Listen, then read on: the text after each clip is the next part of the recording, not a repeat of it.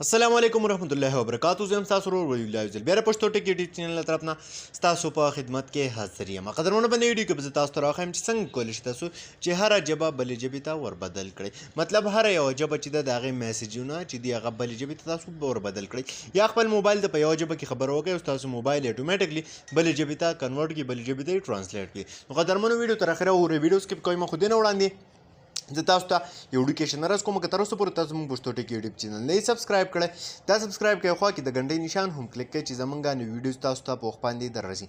ملګرو دې رابر به تاسو ته د اپلیکیشن ضرورت وي، هم د دغه اپلیکیشن لینک موږ تاسو ته یوټیوب چینل په ډسکرپشن کې درکړی دی. تاسو به سمپل دغه اپلیکیشن خپل موبایل ته انسټال کړئ. کله چې دا اپلیکیشن تاسو خپل موبایل ته انسټال کړئ، د اپلیکیشن تاسو کولاو کړئ، تاسو ته به داسې شان نیو انټرفیس راشي. دلته کې تاسو ګورئ ټرانسلیټ آپشن اولنی په سر باندې تاسو ته راکړی دی.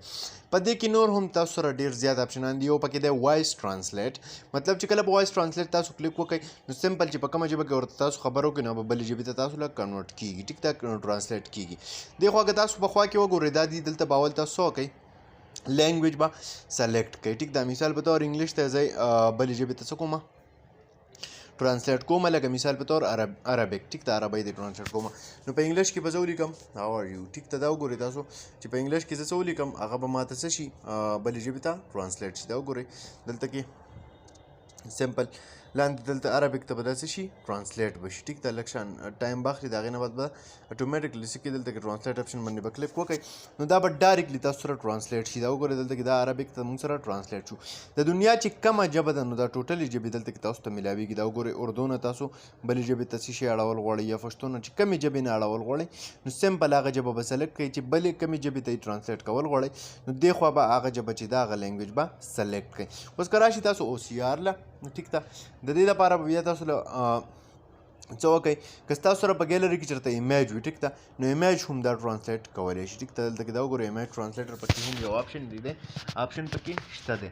سمپل هغې نه به تصویر واخلئ. ټیک ده، دا وګورئ دلته کې تصویر آپشن مې تاسو له راکړی دی، کیمرې آپشن، په هغې نه به تاسو تصویر واخلئ، دا به تاسو له ډایرکټ ټرانسلیټ کړي. مطلب تاسو چېرته په لاره کې روان یې یا په ناشنا ځای کې روان یې، تاسو ته په څه باندې پوهېږئ نه نو سمپل د کیمرې په ذریعه هم تاسو هغه چې دی د یوې ژبې نه یو څیز بلې ژبې ته ټرانسلیټ کولی شي. اوس که تاسو سره په موبایل کې یو سیو تصویر وي او هغه تاسو ټرانسلیټ کول غواړئ د یوې ژبې نه بلې ژبې ته نو سمپل هغه تصویر راواخلئ، هغه هم تاسو بلې ژبې ته چې دی هغه ټرانسلیټ کولی شئ. مثال په طور دا شو. ټیک ده، دا به څه کوئ، سلیکټ به یې کوئ، د دې ځای نه به دا کراپ کوئ، ریسایز به یې کوئ. ټیک ده، د هغې نه بعد به تاسو څه وکړئ، دلته کې دا وګورئ تاسو اوس دا ټرانسلیټ کولی شئ څه ته چې کومې ژبې ته یې ته ټرانسلیټ کول غواړئ نو هغه ژبې ته ته دا څه کولی شئ، ټرانسلیټ کولی شئ د دغه عکس نه یا د دغه تصویر نه. نو موږ یې څه کوو، مثال په طور اردو ته یې ټرانسلیټ کوو نو سمپل هغه لینګویج به دلته کې تاسو څه کوئ وګورئ. ټیک ده، دا وګورئ ما سره دلته کې عکس کې چې څه لیکلي نو هغه ما سره دلته اردو ته څه شو ټرانسلیټ شو. د دې نه علاوه د سپیک آپشن پکې هم شته دی، مطلب تاسو ته به یې وایي هم. دا واورئ. مصنوعی ذہانت پر مبنی جائزہ لیے بیمہ. ټیک ده، دغه شان دی، دا تاسو ته به بیا سپیکینګ هم کوي، مطلب دا به تاسو ته هره ژبه وایي هم. نو یو ډېر زیات ښه اپلیکیشن دی د انګلیش زده کولو دپاره یا د بلې ژبې زده کولو دپاره. نو قدرمنو امید لرم چې خوښ شوی به وي. که خوښ شوی وي لایک یې کوئ، چینل سبسکرایبول مه هېروئ، ملګرو سره یې شیر کړئ. تر بلې ویډیو د خپل ځان ډېر زیات خیال ساتئ. د خدای په امان.